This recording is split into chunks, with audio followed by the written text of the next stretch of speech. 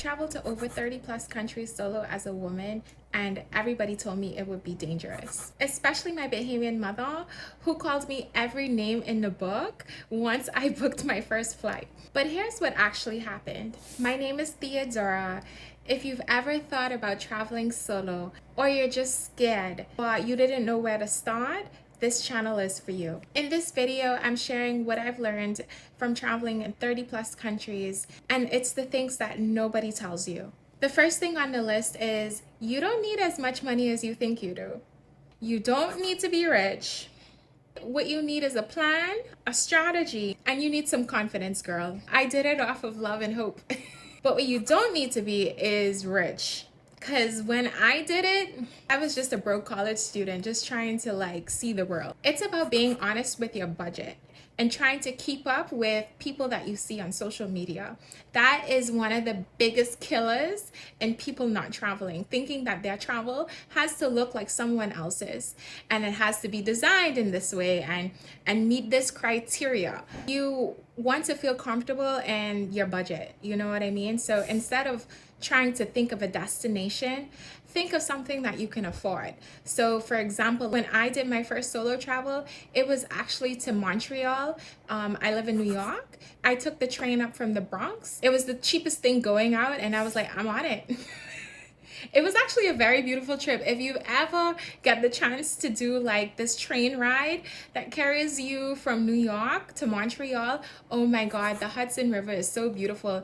And it was a lot of things that I did on that trip that I never thought was even a thing in Montreal. I went bicycle riding. I stayed at a hostel. I was learning French on my own, and this actually discouraged me from learning French because when I went into Canada, oh God, and I tried to speak my little French thinking I was saying something and nobody could understand me.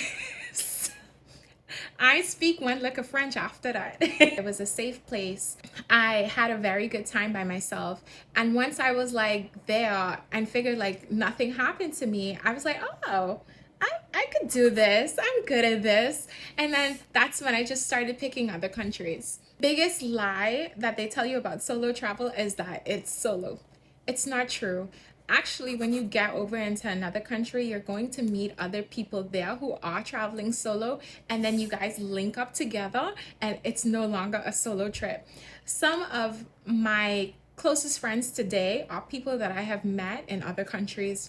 It's so random how you meet people. There's no such thing as solo travel. Just like to tell you as a woman, you need to have discernment and awareness of who you're willing to trust. But usually, and a lot of times when I do travel, I hop on other female trips.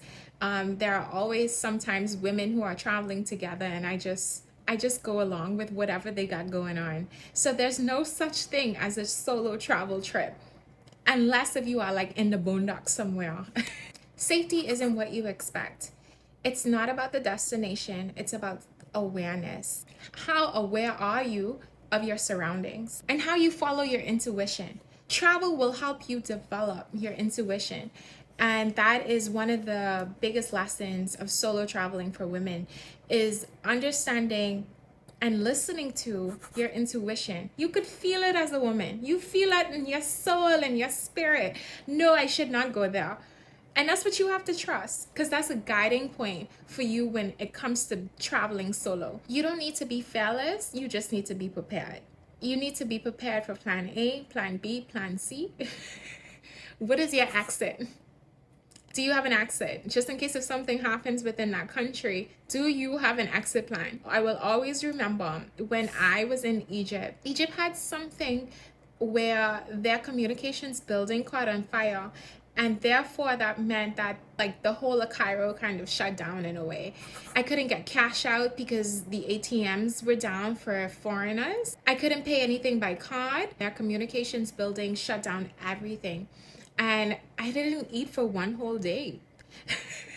And luckily I had enough money in order to have an exit plan. I always make friends with people at my hotel, my Airbnb. I let them know my presence. So just in case if something does happen and they don't see me for a little while, or they don't see me doing a certain routine, at least I know that someone is aware of me. Do you know what I mean? And can alert someone that, okay, she didn't come back today. I don't give them my information, but I do keep saying hi to them. So just in case, whenever they don't see me, they know.